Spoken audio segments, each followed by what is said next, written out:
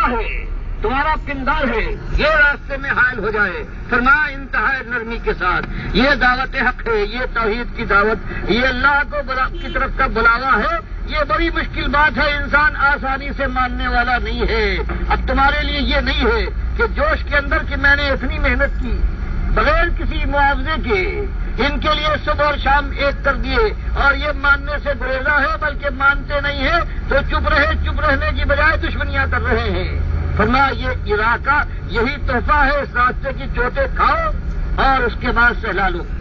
اللہ کا شکر ادا کرو کہ اللہ نے توفیق دی۔ زخم لگے تو شیرانہ وار چاک جاؤ، یہ موقع دعوت کا موقع ہے، اس لیے پروردگار عالم اللہ کے نبی صلی اللہ علیہ وسلم کو خطاب کر کے اور سارے ان دینداروں کو جو شرک کے ماحول میں اللہ نے توفیق دی تھی ایمان کی اور جو اس راستے میں چوٹوں پر چوٹے کھا رہے تھے، ان کو یہاں اللہ ہر جگہ قرآن میں ان کو نصیحت فرماتا ہے، یہاں مالک وہی بات کہہ رہا ہے، کہتا خذ العفو، دیکھو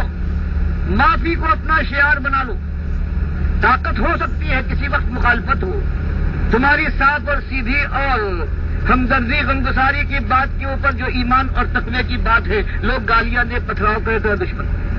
اور ہو سکتا ہے کہ بعض اوقات تمہارے پاس طاقت بھی ہو کہ اگر انتقام لینا چاہو تو لے سکتے ہو، فرمایا نہیں، یہ دعوت کا میدان ہے، گالیاں سنو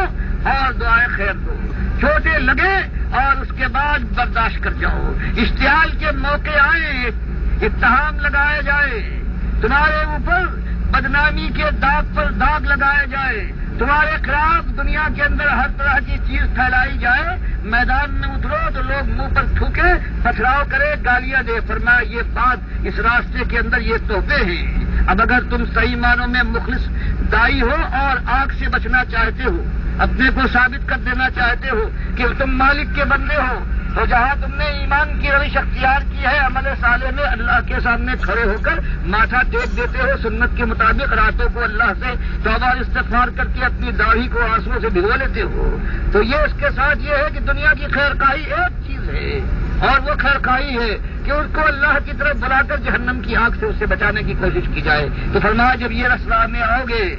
اپنے بچاؤ کے لیے اللہ پریشان نہیں ہے، یہ اور بات ہے کہ اللہ ایسے لوگوں کو جو اللہ کی طرف بلانے والے ہو، اللہ کی راہ میں جم جائے، ان کو اپنا ناصر کہتا ہے، حالانکہ اللہ بے احتیاج ہے، پروردگار غنی ہے، لیکن شرف دینے کے لیے کہ جو اللہ کی بندگی کرے اور عمل سے ثابت کر کے دنیا میں توحید کی آواز لگائے، شرک سے لوگوں کو منع کرے اور سنت کے داعی ہو اور بدعت سے لوگوں کو اجتناب کرنے کی دعوت دے اور پھر چوٹیں لگے، پھر زخم اٹھائے اور پھر جم جائیں۔ فرمایا یہ معاملات، یہ بات نہیں ہے کہ ایمان کی دولت سے اللہ نے مالا مال کر دیا ہے اور اس کے بعد یہ خزانے کی سانپ کی طرح سے اس پر بیٹھ جاؤ، بلکہ اس کو پھیلاؤ، تبھی اللہ کے یہاں رستگاری اور نجات ہے۔ فرمایا پھر آ جاؤ اور پھر شان سے نہ آنا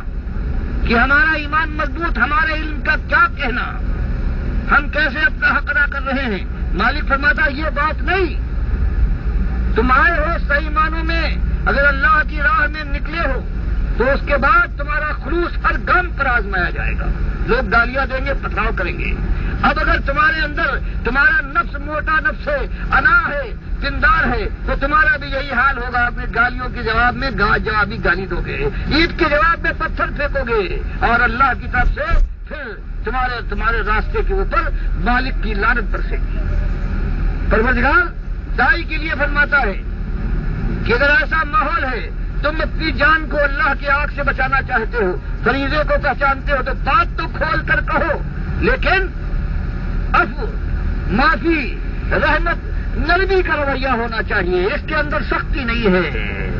گالیاں سننے کے بعد دعائے خیر ہے، یہ نہیں ہے کہ اس کا جوابی گالی ہو۔ فرمایا یہ بات کوئی اشتعال دلائے اور حالات بگڑتے ہوئے ہوں، جو خطا نہ بھی ہو، غلطی نہ ہو، اس کو پکڑ کر سامنے لائے اور خود بجائے اس کے کہ کیڑے ڈالے اپنی طرف سے، فرمایا اس کے بعد بھی سب کرنا ہے۔ کوئی جامے سے باہر ہو جائے، تمہارا معاملہ یہ ہے کہ تم اپنے نفس کو دباؤ گے اور عفو والا راستہ، نرمی کا راستہ ہے، تبھی اس راہ میں قدم آگے بڑھ سکے گا، ورنہ شیطان تو ہر جگہ تمہارے نفس کو ابھارے گا، بتائے گا کہ تم تو اتنے سمجھدار، ایسے خیر خواہ ہو، دنیا کو دیکھو یہ جاہل ہے، ان کو آج ہی قربہ کشتن روز اول کا سبق سکھا دو۔ ورنہ یہ شیر ہو جائیں گے. مالک فرماتا نہیں، یہ شیطانی بات ہے. تم کو چاہیے بڑے دل والے، بڑے تحمل والے ہو گے، بڑے کلیجے والے ہو، شیروں کی ہمت ہو، لیکن برداشت کر کے چوٹ کھا جاؤ اللہ کے راستے میں اور پی جاؤ اس کو. اور فرمایا وامر بالعرف، اور یہ گول مول بات، بڑی فلسفیانہ بات، باریک باتیں، فرمایا یہ بات نہیں، وہ بات جو معروف بات ہے، ہر شخص سمجھ لے، علم والا بھی سمجھ لے، جاہل بھی سمجھ لے، بچہ بھی سمجھ لے، بوڑھا بھی سمجھ لے. وہ ایک کتنی صاف بات ہے کہ مالک ایک ہے، آسمان کا بلند کرنے والا، زمین کا بچھانے والا، ہواؤں کا چلانے والا، بارش کا برسانے والا، زندگی اور موت پر قادر. قسمتیں اس کے ہاتھ میں ہے، نفع و ضرر وہ دیتا ہے، وہ مارے گا، وہ اٹھائے گا، وہ فیصلہ کرے گا. یہ تو آپ کا ایندھن بنے گا انسان، یا جنت کی بادشاہی کا تاج زر پہنے گا جو سر سے کبھی الگ نہ ہوگا. کتنی صاف اور سادہ بات. فرمایا ایسی گول باتیں جو کرنے والے ہو، جو آج ممبر و محراب سے آتی ہے، فرمایا اللہ کے نہیں، وامر بالعرف، معمولی بات ہر شخص کے سمجھ میں آ جائے. اور جب یہ کرو گے سمجھے گا، یہ جو دولت والا یہ بھی سمجھے گا، یہ بادشاہ سلامت کے جو کارندے ہیں ان کو بھی ماتھوں پر بل پڑ جائیں گے. اور یہ جو دینداری کا کاروبار کرنے والا ممبر و محراب سے یہ جل اٹھے گا. ان کے ہاتھ میں یہ امت ہوا کرتی ہے اور آج بھی ہے.